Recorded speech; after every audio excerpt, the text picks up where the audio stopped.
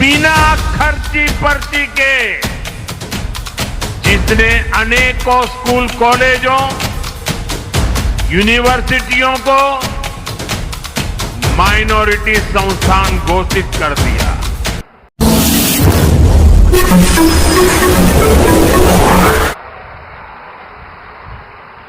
गरीबों के हक को लूटने वाले गरीबी हटाने का नारा देते थे। कांग्रेस ने देश के लिए जरूरी हर विषय को उलझाए रखा, वो उलझाने में एक्सपर्ट रहे हैं। कांग्रेस ने अयोध्या में राम मंदिर नहीं बनने दिया। कांग्रेस ने जम्मू कश्मीर में बाबा साहब आंबेडकर का संविधान पूरी तरह से लागू नहीं होने दिया। उसने हमारी बहनों को संसद और विधानसभा में आरक्षण से वंचित रखा। उसने हमारी मुस्लिम बहनों को 3 तलाक की समस्या में उलझाए रखा। यानी कांग्रेस ने देश की, देशवासियों की समस्याओं का समाधान नहीं किया, बल्कि अपने बेटे बेटी, अपना परिवार, उसको स्थापित करने में ही पूरी की पूरी शक्ति लगा दी। साथियों, आज मैं पूरे देश के सामने, पूरे हरियाणा के सामने एक सवाल रख रहा हूं। आखिर ऐसा क्या है कि कांग्रेस इतना कुछ गलत कर रहे हैं, इतने सारे पाप कर चुके हैं, फिर भी सरकार बनाने के सपने देखते हैं? मैं आपको बताता हूं कि आखिरकार कांग्रेस को ये सपने देखने की हिम्मत कहां से आती है। दरअसल कांग्रेस को लगता है कि भाजपा के समर्थकों, ये सारे देशभक्ति से भरे हुए लोग हैं। ये देशभक्ति से भरे हुए लोगों का, उनको भ्रमित करना, उनको तोड़ना, उसका कुछ रास्ता उनके दिमाग में चलता रहता है। बंद कमरों में कांग्रेस के नेता आप लोगों के लिए यही कहते हैं।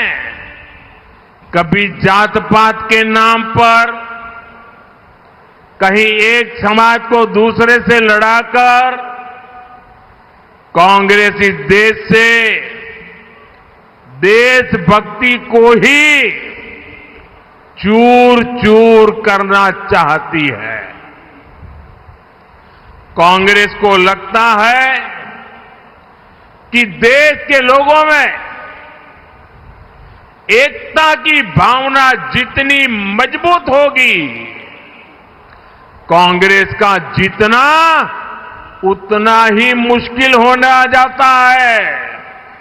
और इसलिए कांग्रेस देशभक्तों की एकता तोड़ने के लिए नए नए प्रयोग कर रही है। लोकसभा चुनाव के दौरान उसने यही झूठ के प्रयोग किए थे। महात्मा गांधी सत्य के प्रयोग करते थे, ये झूठ के प्रयोग करते हैं। अब यहां हरियाणा में भी कांग्रेस उसका विस्तार कर रही है। साथियों, कांग्रेस को ये लगता है कि उसका अपना वोट बैंक तो पक्का है। वो सोचती है कि बटेंगे, लड़ेंगे वो लोग जो भारत से प्रेम करते हैं। हमें कांग्रेस की सोच और साजिश को कभी भी सफल नहीं होने देना है।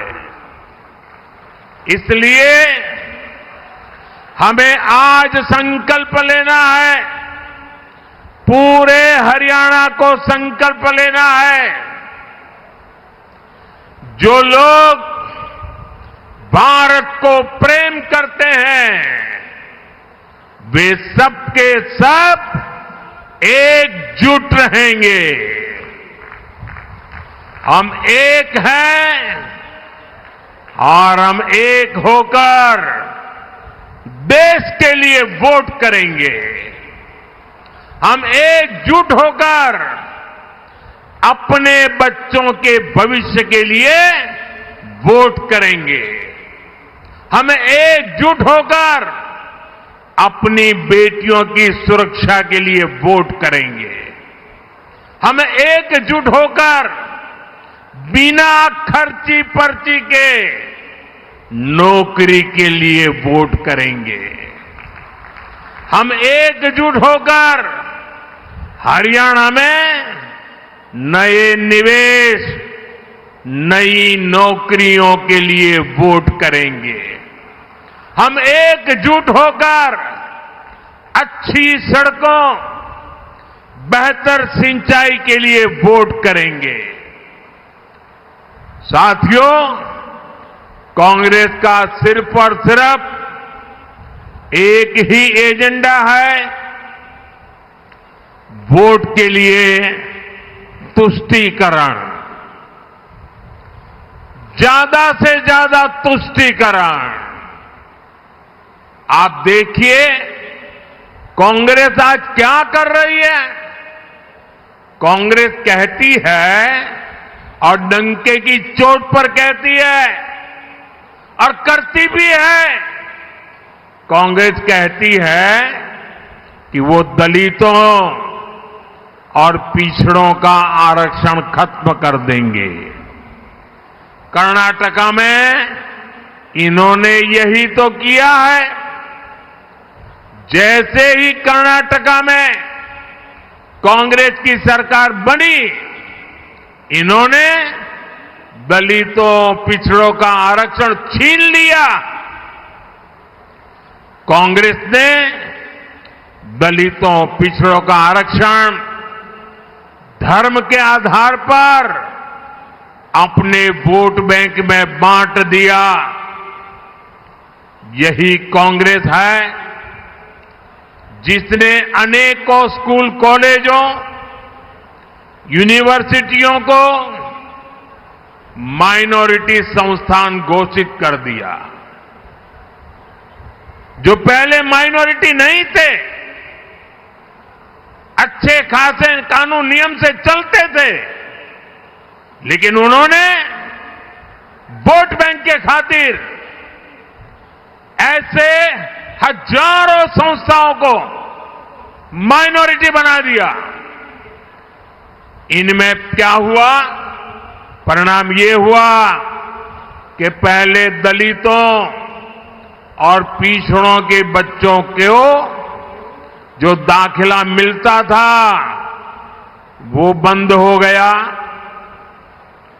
ऐसी संस्थाओं में, नौकरियों में जो आरक्षण था वो भी बंद हो गया।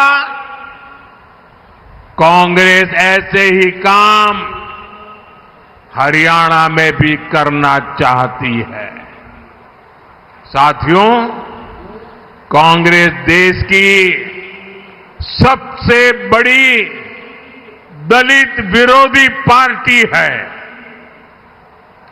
इस पार्टी ने दो बार डॉक्टर आंबेडकर को चुनाव हरवाया। उनको डर था बाबा साहब डॉक्टर आंबेडकर जी अगर पार्लियामेंट पे आएंगे और उनकी आंखों में आंख मिलाकर सवाल पूछेंगे तो ये जवाब नहीं दे पाएंगे। इतने वो बाबा साहब से डरते थे।